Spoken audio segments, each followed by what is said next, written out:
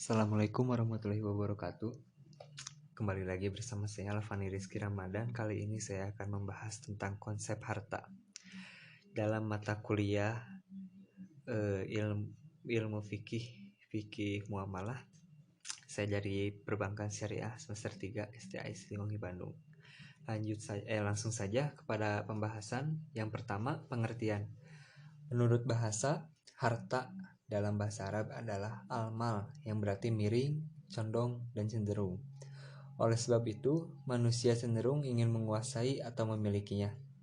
Sedangkan menurut istilah, harta adalah sesuatu yang dibutuhkan dan harus diperoleh oleh manusia, baik berupa benda yang tampak seperti emas, perak, tumbuhan, ataupun manfaat dari barang. Manfaat dari barang juga termasuk harta, seperti kendaraan, pakaian, dan rumah. Secara sederhana, harta adalah barang yang berharga. Sedangkan ada definisi dari ulama Hanafiyah yang menyatakan bahwa harta adalah segala sesuatu yang dapat diambil, disimpan, dan dimanfaatkan. Sesuatu yang tidak dapat disimpan atau dipelihara secara nyata seperti ilmu, kesehatan, kemuliaan, kecerdasan, udara, panas matahari, dan cahaya bulan tidak dapat dikatakan sebagai harta. Sedangkan sesuatu yang tidak dapat dimanfaatkan seperti daging yang sudah busuk dan sebagainya tidak dapat dikatakan harta juga ya, atau bermanfaat yang tidak. Tetapi menurut kebiasaan tidak diperhitungkan manusia karena jumlahnya yang sedikit sehingga tidak bisa dimanfaatkan. Seperti segenggam tanah, setetes air, dan satu butir beras tidak bisa dikatakan sebagai harta ya. Selanjutnya ada kedudukan dan fungsi harta. Yang pertama, harta memiliki kedudukan yang sangat penting bagi kehidupan manusia, termasuk untuk memenuhi kebutuhan pokok, yaitu sandang, pangan, dan papan.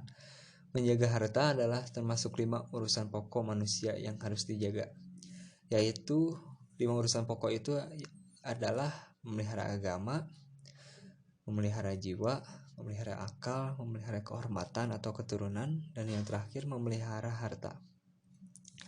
Dalam menggunakan harta, manusia tidak boleh sewenang-wenang dalam menggunakannya. Kekuasaan seseorang dalam memiliki dan memanfaatkan harta telah diatur dalam syara. Pada intinya, kedudukan harta adalah sebagai amanah atau titipan Allah Subhanahu wa taala kepada manusia. Dan karena itu, manusia wajib untuk menggunakan harta dengan sebenar-benarnya untuk mengabdi kepada Allah Subhanahu wa taala. Tidak diperbolehkan membelanjakan harta dengan boros atau digunakan kepada hal-hal yang buruk seperti membeli minuman keras, maksiat, lalu daging babi, membeli makanan yang haram-haram dan lain-lainnya. Lalu menyelantarkan harta sehingga tidak bermanfaat juga, itu tidak boleh. Maka dari itu, manusia harus menggunakan hartanya untuk mendekatkan diri kepada Allah atau digunakan untuk kemaslahatan umat manusia. Sedangkan manfaat harta menurut Islam adalah untuk menyempurnakan pelaksanaan ibadah, meningkatkan takwa, menyimbangkan dunia dan akhirat, meneruskan kehidupan. Tentu saja ya, pada zaman sekarang meneruskan kehidupan itu sangat bergantung pada harta. Apabila tidak ada harta, kemungkinan besar akan sulit untuk meneruskan kehidupan, kecuali orang-orang yang sudah mandiri sandang pangan papannya ya, seperti yang ada di hutan, itu tidak terlalu memikirkan harta. Lalu memutarkan peran-peran kehidupan khususnya di bidang ekonomi dan menumbuhkan silaturahmi. Nah, menumbuhkan silaturahmi ini nih hal yang sangat terlihat pada zaman sekarang. Banyak sekali orang-orang yang ingin menumbuhkan silaturahminya, maupun itu dengan niatan baik ataupun niatan buruk. Kalau niatan baik bisa memberi saran bagaimana cara menggunakan harta itu, dan bagaimana dan kemana harta itu harus dialirkan. Sedangkan yang niatan buruk hanya ingin menjilat atau memanfaatkan orang yang memiliki harta. Ya, selanjutnya ya. Ada macam-macam harta dan hukumnya. Yang pertama ada mal mutakawim dan ghair mutakawim. Mal mutakawim atau harta yang berharga adalah setiap harta yang disimpan oleh seseorang dan syara atau hukum ya mengharuskan penggunaannya, dan cara yang digunakan untuk memperolehnya adalah dengan jalan yang baik dan dibenarkan oleh hukum atau syara. Contohnya seperti daging kambing. Daging kambing ini halal dimakan, tetapi jika penyembelihannya menggunakan cara yang tidak dibenarkan oleh hukum atau syara, maka daging kambing itu menjadi batal menurut syara. Jadi dalam kasus seperti ini ada hal yang tidak memperbolehkan untuk memanfaatkan harta itu, seperti kasus daging kambing ini. Selanjutnya, ghair mutakawim atau harta yang tidak berharga ialah harta yang tidak di dalam simpanan atau dimiliki orang, atau harta yang tidak boleh dimanfaatkan, yang tidak boleh diambil manfaatnya, baik itu jenis, cara memperolehnya, maupun cara penggunaannya. Contoh dari harta ghair mutakawim atau harta yang tidak berharga adalah uang hasil riba, lalu daging babi karena itu tidak baik jenisnya, sedangkan riba cara memperolehnya tidak diperbolehkan oleh syara. Harta ini berbanding kebalik dari harta yang berharga atau mal mutakawim. Yang kedua ada mal misli dan mal kimi. Mal misli adalah harta yang ada sebanding atau serupa tanpa terdapat atau kurang dalam semua fisik dan bagian-bagiannya. Atau dengan kata lain, harta yang jenisnya mudah diperoleh secara persis. Harta yang seperti ini adalah harta yang cara memperolehnya sangat mudah dan banyak sekali persamaannya. Mal misli ini dibagi menjadi 4, yaitu yang pertama al-makilat atau sesuatu yang dapat ditakar seperti gandum, terigu, dan beras. Yang kedua al-mauzunat atau sesuatu yang dapat ditimbang, contohnya seperti kapas, tembaga, dan besi. Ketiga al-adadiyat atau sesuatu yang dapat dihitung, contohnya seperti pisang, telur, apel. Begitu juga dengan hasil industri seperti mobil yang satu tipe, buku-buku baru, perabotan rumah tangga, dan lain-lainnya. Yang keempat ada al-ziraiyat atau sesuatu yang dapat diukur dan memiliki persamaan atas bagian-bagiannya, seperti kain, kertas. Dua benda ini dijual dengan cara diukur. Tapi jika terdapat perbedaan atas bagiannya, maka dikategorikan sebagai harta kimi, seperti contohnya tanah. Lalu penjelasan dari harta kimi ya. Harta kimi adalah harta yang tidak terdapat padanannya dan bisa juga terdapat padanannya di pasar. Akan tetapi, nilai tiap satuannya berbeda. Dalam perjalanannya, harta misli bisa berubah menjadi harta kimi atau sebaliknya, dengan ketentuan sebagai berikut. Jika harta misli susah untuk didapatkan di pasaran atau terjadi kelangkaan, maka secara otomatis berubah menjadi harta kimi. Yang kedua, jika terjadi percampuran antara dua harta misli dari dua jenis yang berbeda, seperti modifikasi Toyota dan Honda, maka mobil tersebut menjadi harta kimi.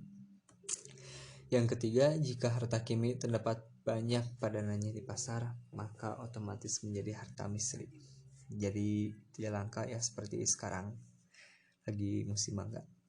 Pembagian harta misli dan kimi memiliki implikasi hukum sebagai berikut ya. Yang pertama, harta misli bisa menjadi saman dalam jual beli hanya dengan menyebutkan jenisnya dan sifatnya. Saman itu artinya harga ya, bisa menjadi harga. Sedangkan harta kimi tidak bisa menjadi saman atau harga. Jika harta kimi dikaitkan dengan hak-hak finansial, maka harus disebutkan secara detail. karena itu akan mempengaruhi nilai yang mencerminkannya. Seperti contohnya domba Australia, harganya akan berbeda dengan domba Indonesia. Karena apa? Karena kualitas yang dimiliki kedua domba ini berbeda. Walaupun mungkin jenis dan sifatnya juga sama ya, sama-sama domba dan jenisnya juga laki-laki gitu. Yang kedua, jika harta misli dirusak oleh orang, maka wajib diganti dengan padanannya yang mendekati nilai ekonomis atau mendekati harganya. Lebih baik penggantian harta ini sama harganya dengan harta yang dirusak, harta misli yang dirusak. Yang ketiga, jika harta kimi dirusak, maka harus diganti sesuai dengan keinginan pemilik harta kimi ini ya, walaupun tanpa izin dari pihak lain, itu harus diganti tetap. Berbeda dengan harta kimi, berbeda dengan harta misli, walaupun mungkin asna ini dan jenisnya sama, tapi nilainya bisa berbeda. Dengan demikian, pengambilannya harus atas izin orang-orang yang berkaitan. Yang keempat, ada harta misli. Harta misli ini rentan dengan riba fadil. Jika terjadi pertukaran di antara harta misli yang tidak terdapat persamaan dalam kualitas, kuantitas, dan kadarnya, maka akan terjebak di dalam riba fadil. Mengapa selanjutnya ya, berbeda dengan harta kimi yang relatif resisten terhadap riba. Jika terjadi pertukaran dan terdapat perbedaan, maka tidak ada masalah. Harta kimi lebih fleksibel ya. Jadi lebih kebal kepada riba. Contohnya, diperbolehkan menjual satu domba atau menukar satu domba dengan dua domba ini. Yang ketiga, ada mal istihlak dan mal istimal. Mal istihlak adalah harta yang dalam pemakaiannya harus menghabiskan, atau dengan kata lain hanya bisa dipakai satu kali pemakaiannya. Harta yang seperti ini atau harta mal istihlak ini dibagi menjadi dua bagian. Yang pertama, mal istihlak hakiki. Mal istihlak hakiki adalah harta yang sudah dimanfaatkan kegunaannya dan sudah jelas habis wujudnya, dengan artian bahwa harta yang seperti ini dalam pemanfaatannya habis langsung dan tidak membekas. Contohnya ya, makanan kalau udah habis ya sudah tidak menjadi harta lagi karena pemanfaatannya juga sudah habis langsung. Selanjutnya, mal istihlak hukuki. Mal istihlak hukuki adalah harta yang habis ketika digunakan, tetapi wujud dari barang itu masih ada, atau dengan kata lain hanya berpindah kepemilikan, seperti uang. Uang apabila digunakan masih berubah wujud. Misalnya kita membeli HP, uangnya tidak ada tapi HP-nya ada gitu ya. Selanjutnya, sedangkan harta istimal yaitu harta yang dapat dipakai berulang kali, atau dengan kata lain dapat digunakan berulang-ulang dan tidak akan habis wujud dan hak kepemilikannya. Barang seperti ini contohnya buku, sepatu, celana, dan sejenisnya. Yang keempat, ada mal mankul dan mal goirul mankul. Mal mankul adalah harta yang dapat dipindahkan, baik itu zat wujud dari satu tempat ke tempat yang lain. Contohnya mobil, motor, laptop. Hartanya dengan kriteria ini mempunyai sebuah keunggulan dalam bidang dapat dipindah-pindahkan dari satu tempat ke tempat lainnya.